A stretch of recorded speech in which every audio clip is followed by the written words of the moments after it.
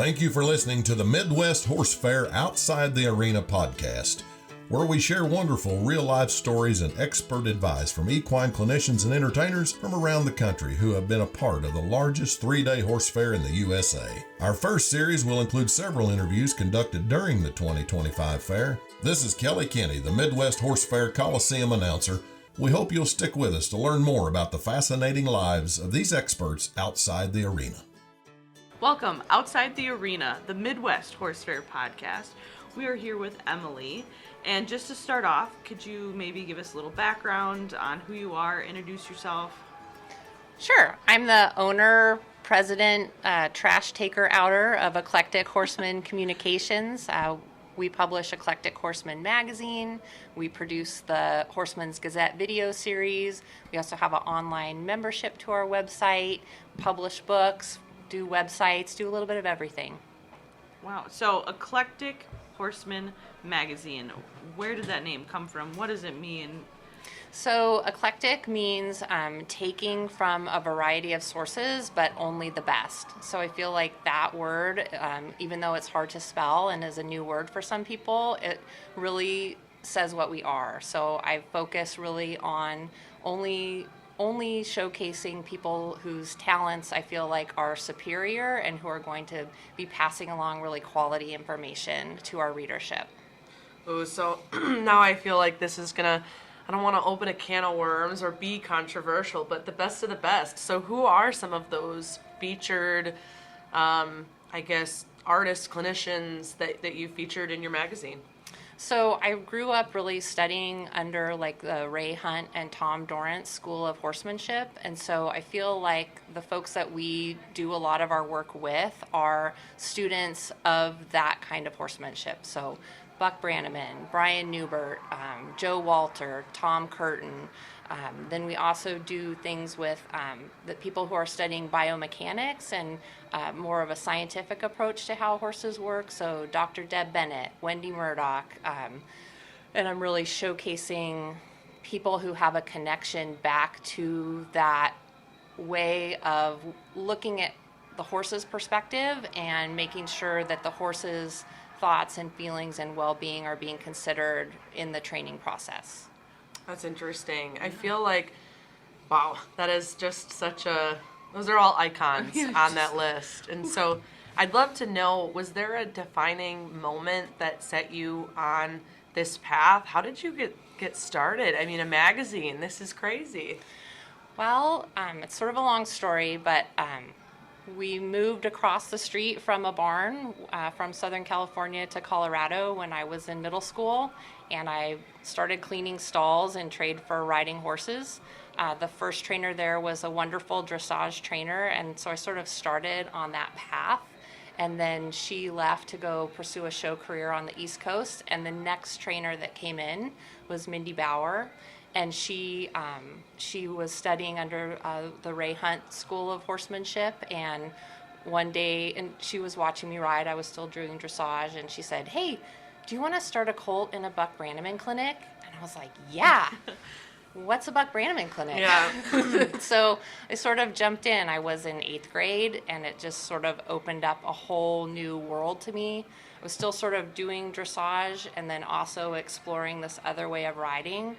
And I just sort of found that the horses understood what was being asked of them, and that felt really good to me. And so that became my pursuit. And I rode horses all through high school, and it's actually how I put myself through college, was riding horses for other people. But I didn't really have the confidence, I felt like, to be a trainer full time. Like, I'm a little bit of a timid rider. But I love to write. So I worked on my high school newspaper, and I loved that. And I went to college, and I did all my undergrad stuff. So I still hadn't really made a decision until I was a junior, and I entered into the journalism program at CU. And then during this time, I had been writing freelance articles for another horsemanship magazine. And I just started hanging out at their office, like stuffing envelopes, like just sort of seeing what it was all about, because I'm like, I don't really know what I want to do. I love horses and I love to write. so they actually hired me to be the editor before I finished my degree. Cool. And I was there for 4 years. And then they were making some changes to the format, going to a more advertising-based format. And I wasn't really comfortable with maybe having to do articles centered around who was buying advertising. And so I said, I'm 25, I'll start my own magazine. So that's what I did. Wow. So what is your connection now to Midwest Horse Fair?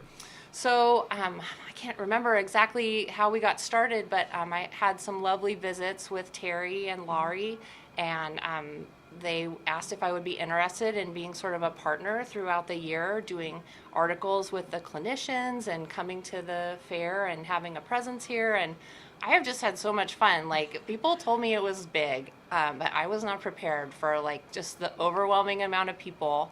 And then I am so impressed with how everything runs. I mean, you guys are like spot on. Like, everything is taken care of. Like, the signage, that like all the things behind the scenes. Like, I've been to a lot of horse events, and like you guys have it dialed. So I'm very impressed. Oh, thank you. Yes. I know the team works very hard. And it's like an objectively lean team Yes. of super powered individuals that is running and operating the Midwest Horse Fair year round, and then they call it the weekend team that comes in, and all the volunteers and all those other employees that come in to really make it a success. So I think we're super fortunate, and we're really proud of it. But I'd love to know a little bit more about kind of how your company operates then, and how many people. Who is the team of Eclectic Horsemen? It's me and my husband. Okay. We work together. So he has a background in graphic design and web development. Wow. So you sure picked it. I know, right? That's so Perfect nice. partnership. Yeah. So we also, part of our business is we host and design. We have about 50 web clients that Okay. we manage their websites for, and so that's his skill set, and keeps our website running. We just launched a new membership feature to our site, Okay. which has access to all 24 years of the back Wow. issues of the magazine, as well as over 300 of the training videos that we produce. So wow. pretty excited about that. It was a big project for us to get Yeah. out. And I also do online classes is a new thing that I started with some of our resources. So once a week I do a Zoom class that folks can attend live and then ask questions directly of the teachers, and then they're archived on our website.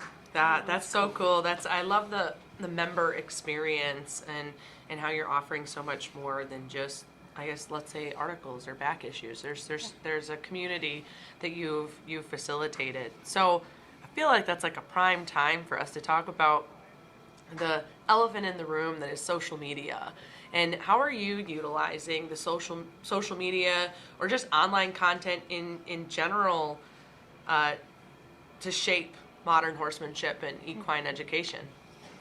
Gosh, that's a great question. I don't know. I feel like I'm constantly experimenting because I don't feel like it's ever static. So I'm always trying new things, and I really rely on the feedback that I get from our customers. I mean, I've known some of these people since when I worked at the other magazine, so like 30 years, and they'll let me know, hey, I saw your post on this, or I really like what you're doing with that. And so I really rely on that feedback. I try and do updates about what I've got going on with the classes, with the magazine, with the videos. Like, it's a lot for one person to stay on top of. That's why we were looking for you to hopefully plug yourself a little bit and has that 1 and 2 person team, because that's a feat in itself. And so maybe let's dig into that a little bit more. And what is the biggest challenge in, I guess, the industry right now, maybe, that you see? And you can take that question however you want. Do you see a challenge in the equine industry, horsemanship maybe focused, because that's clearly an art form that you're interested in? Or maybe take the question as you as an entrepreneur in that social online landscape.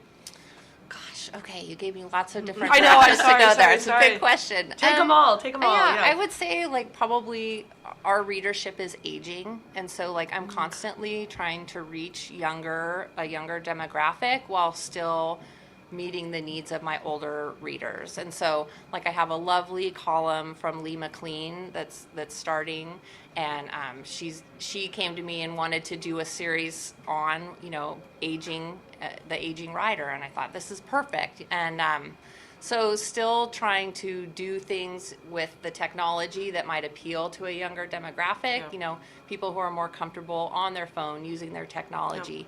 But I've talked, 90-year-olds how to get on Zoom. Yep. So I did some wonderful interviews with Millie Hunt Porter, who wrote True Unity and Think Harmony.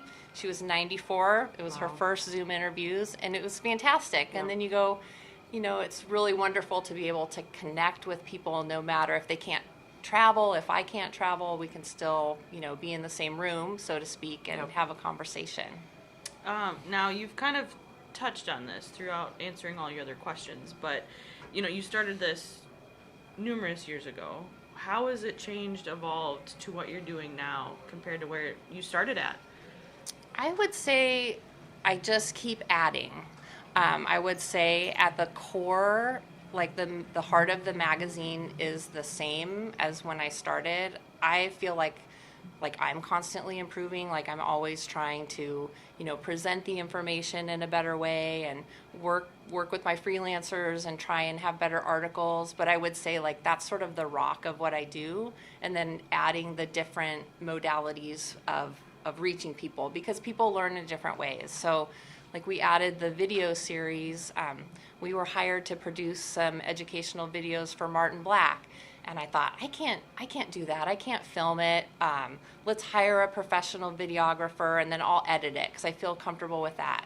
Well, we got back the footage, and because they weren't a horse person, it really wasn't that great. So I'm like, okay, I'll get a video camera. I'll learn how to do that. And then that's opened up a whole great way of, sharing and like preserving the work of horsemen who have, they're not going to be here for forever. And so now we have that archived content where future generations will be able to go study and see what they had to offer. Absolutely. Yeah, I think that's one of the biggest assets of this digitized content is preserving it, memorializing it for generations to come. And we know that it'll continue to be relevant, as horsemanship is something that really never goes out of style. Changing the subject here a little bit and going back to kind of journalism and this career pathway in general, we'd love to hear you speak on if you were someone new that was interested in this business, what sort of experiences could they immerse themselves in to kind of hone this craft or see if they like it, or what would you recommend to them? I would say probably with anything that you're really interested in doing is try and find a mentor and go immerse yourself in that world and see if it's really something that suits your temperament. If you want to be a horse trainer, or a barn manager, or an equine bodywork practitioner, like go shadow somebody and spend time seeing what the work actually is. And because if you don't want to get up at 5 o'clock every morning, or you're not comfortable working outside where it's cold, or all of those things, you don't really maybe know what those skill sets are until you see what a typical day is like. Do you have any specific mentors that you've had throughout the years you'd like to throw some credit to? Well, like I said, when I got started, I rode with Mindy Bauer, and I've ridden with Buck over the years. So they're sort of my horsemanship mentors. And then the magazine that I worked at in college, it's no longer working. It's no longer there. But I would just say if you have a desire, like seek somebody out that's doing what you want to do. Now, how long does it take for you to put an issue out? Like editing process, do you have to spend a lot of time with editing, or are your columnists pretty good that you're like, this is great? Right. Most of the folks I've worked with for many years. So if I'm working on somebody that's new, then I might have some conversations back and forth to help shape the content. Like once it comes in, like, hey, let's work on this a little bit. But for the most part, my writers are, they're professionals, and so it comes to me in great shape. And then I do have a proofreader who's fantastic. So we have lots of eyes on it before it goes out the door. But about roughly, how long does it take for you to produce an issue? Well, that's a really hard question because I'm doing lots of things all the time. I'm not really, blocking off time. But as soon as one goes out the door, I'm starting on the next one. Yeah, so it's sort of like there's never any time I'm not working on something. Yeah. How often do you release? The magazine comes out every other month. And then I produce 4 DVDs a year that are about 2 hours long. And then I do the class each week. So yeah, I'm sort of doing something all the time. So this is sort of a break being here. Yeah. Now, what is on the horizon for you? What's coming next? What are you working on? Maybe something new? Sneak peeks that you can do ideas? Well, I've got some book projects that I'm working on that I'm hoping to have out later this year. I can't talk about one of them, but one of them is going to be a collection of all the how-to articles that I've done with Tom Curtin. Okay. And so those were really fun. I shouldn't say how-to because, but they're photographs, and then they're his narration of what is happening in each of the photos during some different colt starting clinics that I attended with him. So my proofreader at the time who did the work, she said like she's not a horse person, but she felt like by the time she finished the book, she could go start a colt because the narration was so specific and very clear that she left with a lot of good information. Yeah, it's good then. That's a testimonial right there.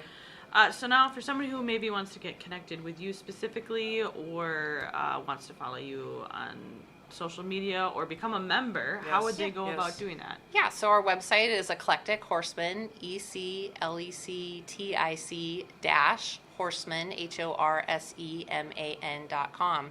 And that's the best way to find us. I am on Instagram and Facebook and YouTube, so you can find us there. Awesome. So I want to thank you very much for joining us today, talking about what you do here on Outside the Arena. Thanks for having me. It was fun. Thanks again for listening to the Midwest Horse Fair Outside the Arena podcast, where we share stories from expert horse clinicians and entertainers. We hope that you enjoyed this episode and continue to tune in every month and learn about the lives and hear valuable advice from the folks we are proud to have join us at the fair. Learn more about the Midwest Horse Fair at MidwestHorseFair.com. It's the great Midwest Horse Fair.